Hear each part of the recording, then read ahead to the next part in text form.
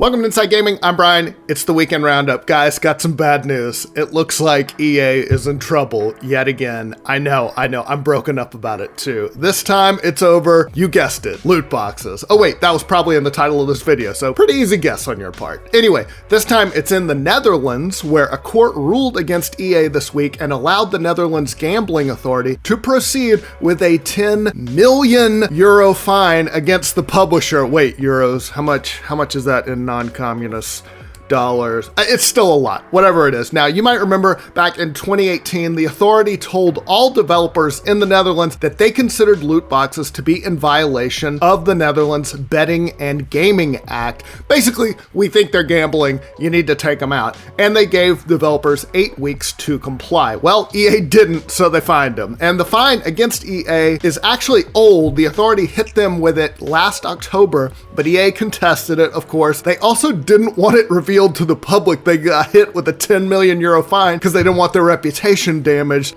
their pristine EA reputation. And of course, the fine involved FIFA and specifically the Ultimate Team Packs, which have basically become the poster child for predatory monetization practices in video games. There have been all kinds of stories about people spending tons of money on card packs. Even worse, kids have been buying them.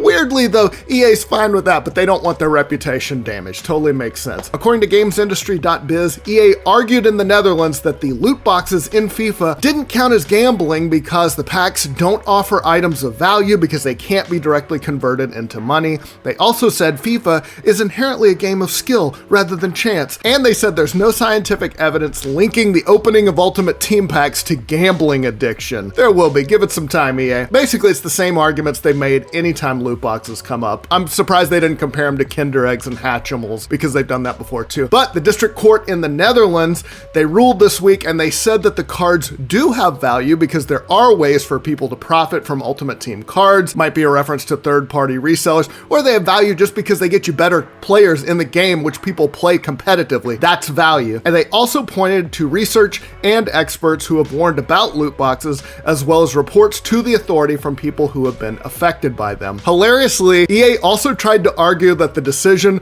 violated their rights to property and freedom of expression. Yeah, but the court obviously didn't buy it. They upheld the 10 million euro verdict. EA says it will appeal because of course they will. They'll probably spend $100 million in lawyers to fight a $10 million judgment. 10 million euros, I'm sorry. A representative told GamesIndustry.biz, "We do not believe that our products and services violate gambling laws in any way. We are appealing this decision and we seek to avoid a situation impacting the ability of Dutch players to fully experience and enjoy FIFA Ultimate Team." Because it's all about the players. It's all about the players enjoying giving their money to EA. EA added that they are deeply committed to positive play and they remain open to discussions with the Netherlands Gambling Authority and other stakeholders to understand and explore solutions to address any concerns. Shout out to the Netherlands for going hard against EA. Like, y'all are doing God's work here. Now, we have seen another European country, Belgium, ban loot boxes around the same time that the Netherlands did. Other countries been slower to take action. There has been some movement in the UK to reclassify loot boxes as gambling, so we will see what happens. All right, let's talk about other stories. 2 big games from Ubisoft have been pushed back. Far Cry 6, that was supposed to come out February 18th. That has been bumped back to the first half of Ubisoft's next fiscal year, so basically it's delayed until sometime after April of next year. Rainbow Six Quarantine, that was originally supposed to release sometime this year, 2020. That has been delayed before though. It has also been pushed back to that same time period, aka sometime after April of 2021. Ubisoft broke the bad news in a call to investors this week. Now, ever since Microsoft bought Bethesda in that blockbuster acquisition, they bought a lot of other studios too, people have wondered, what does this mean about Elder Scrolls 6? Does this mean it's going to be an Xbox exclusive? Well, studio boss Todd Howard said that would be hard to imagine. So, something, little glimmer of hope there. He said that in an interview with GamesIndustry.biz. Now, he didn't elaborate, but they said he smiled when he said it. I don't know what that means, but he smiled. As for the acquisition by Microsoft, Howard said that Bethesda is, quote, giving up very little. He went on to say, Microsoft is very creator-driven. We're still going to get to be who we are. We're a subsidiary, but we're still running our games and pushing everything the way that we have. So that's good. Now, if you tried to pre-order a PS5 or an Xbox Series X or a Series S, you might not have had any luck. Lots of people, myself included, struck out when they tried to get one. Well,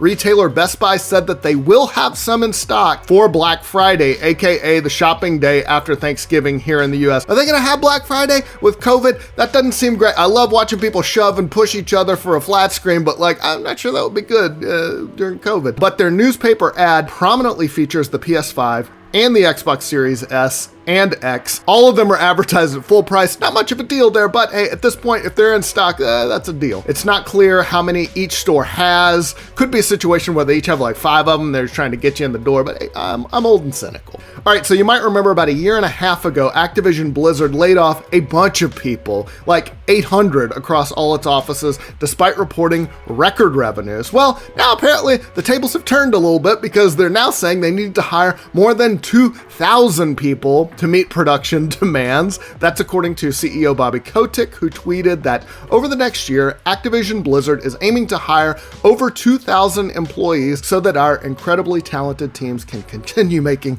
epic entertainment. Side note, it should be more than 2,000, not over, because over is like a position. That means you're physically over, so there should always be more than. Just a little anal thing I like to point out. Kotick did not give a breakdown of hiring plans by division, like do we need them in Blizzard, do we need them in Activision, do we need them making Candy Crush? He didn't really say. We should note though, when they did those layoffs, those were non-development and administrative positions, so they're kind of hiring in different areas because they're hiring game development jobs, but still not a great look for Activision Blizzard. All right, time for a 5-second review.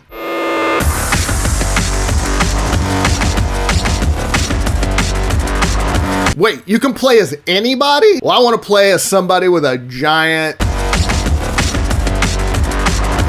All right, let's talk about the games coming out next week. First up, The Wizard and the Slug. My money's on the Wizard. When a fugitive wizard meets a forest slug, a strange friendship is born. Together, they traverse an oddball fantasy world, unraveling the mystery surrounding an ancient curse. Play as the fastest, most agile slug in video game history, together with your spellcasting wizard companion. Oh, you're the Slug. It's a team-up you never knew you wanted. It comes to PC November 2nd. Faria! With its unique living board, Faria will challenge you with truly strategic card battles, craft your deck, shape the battlefield, and fight for victory. A strategy game like no other. It sounds like a few others. Build exciting decks and shape the battlefield as you fight epic battles, raise mountains, build forests, fill lakes, or harness the sands of the deserts. You choose your own path to victory. It comes to PS4 November 3rd. Breath Edge. Jump into a dark comedy space survival game set in the near future of monopolized space exploration. Armed with an immortal chicken, you are a survivor of a sudden space liner crash. Explore the wreckage, build stuff to survive, and let the chicken do the rest. It comes to PC November 5th. Next up, Chicken Police, a wild tale of love, death, chickens, and redemption. 2 chicken games in a row.